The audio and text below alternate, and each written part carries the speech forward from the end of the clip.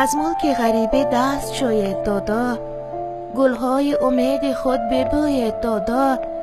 دیشب زن همسایه مرا گفت صغیر، معنای صغیره چیست؟ گوید دادا. ما زنده، شما زنده جداید دادا.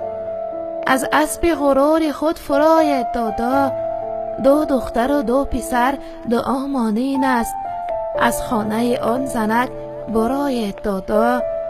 دادا دادا چرا کتابم نخرید؟ من تشنه شدم قطره آبم نخرید.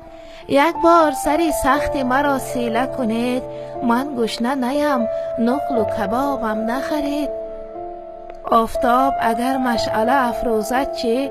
مهتاب به من دیده اگر دوزد چی؟ من مهر و محبت شما را خواهم دادا، دلتان به من نمی سوزد چی؟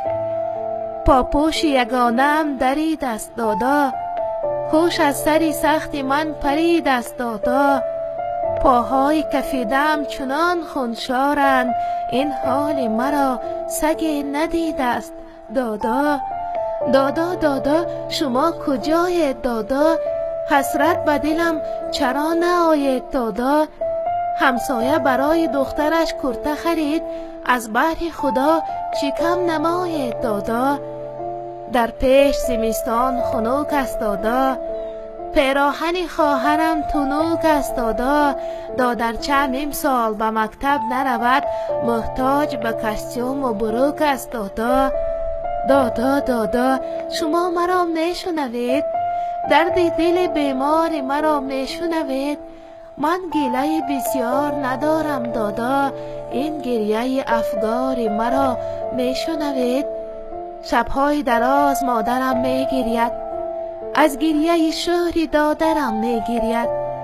باور دارد که می بیاید یک روز، این خواهر خوش باورم میگرید.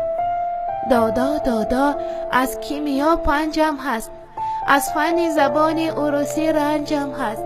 هرچند لباس ورزشی نیست مرا، یک دفتر خاطرات پرگنجم هست.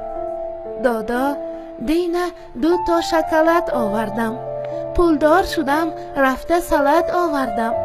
از بس که برای خواهرم کرتکه نبود، از خانه یک زنک خلعت آوردم.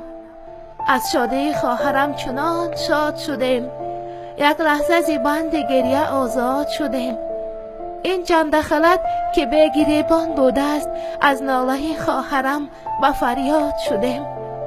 دادا دادا سری من و پای شما، یک بار بیایید خالی است جای شما.